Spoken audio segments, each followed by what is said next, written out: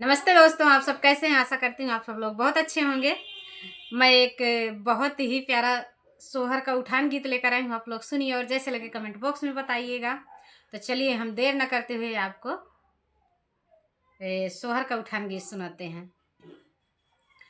पतराही खटिया बटई पतराही पटिया बटई पतराही पटिया बटई हो बहिनी ले तई कारा मटिया बेनिया टूट गए बेनिया खातिर मारी गए हो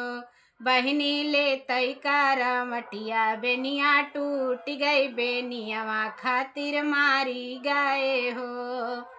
पताराही खटिया बटई पताराही पटिया बटई पताराही पटिया बटई हो बहिनी ले तई कारा मटिया बेनिया टूट गई बेनिया खातिर मारी गए हो बहिनी ले तई कारा मटिया बेनिया टूट गई बेनिया खातिर मारी गए हो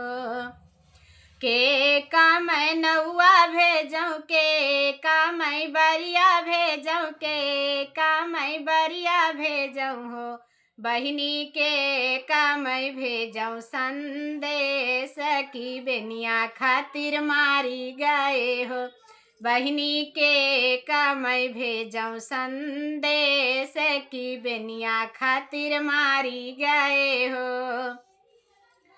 बाबा का नौआ पठे भैया का बरिया पठे भैया का बरिया पठे हो बहिनी माया का भेजे संदेश की बेनिया खातिर मारी गए हो बहिनी माया का भेजे संदेश की बेनिया खातिर मारी गए हो बाबा या मैं हथिया चढ़ल भैया या मैं घोड़वा चढ़ल भैया या मैं घोड़वा चढ़ल हो बहिनी माया तौआ मैं डोलिया चढ़ी के तबेनिया हजार लामई हो बहिनी माया तौआ मैं डोलिया चढ़ी के तबेनिया हजार लामई हो बाबा का मारब तोहरे हाथी चढ़ी भैया का घोड़ा चढ़ी भैया का घोड़ा चढ़ी हो धाना माया का मारब तोहरे डोली चढ़ के बेनिया देबै तोरिनी हो धाना माया का मारब तोहरे डोली चढ़ के बेनिया सारी तोरी देबै हो धाना तू तौआ हिउ धनिया हमारी तो हो का रोज मारब हो धनिया तू तौआ हिउ धनिया हमारी तो हो का रोज मारब हो बाबा मर ब्या हाथी चढ़ के भैया मर ब्या घोड़ा चढ़ के मैया मर ब्या घोड़ा चढ़ के माई मरब्या डोलिया चढ़ के हम का रोज मरब्या हो पिया हम का जा मरब्या तू ही रोज त छोड़ के हम चल जाबै हो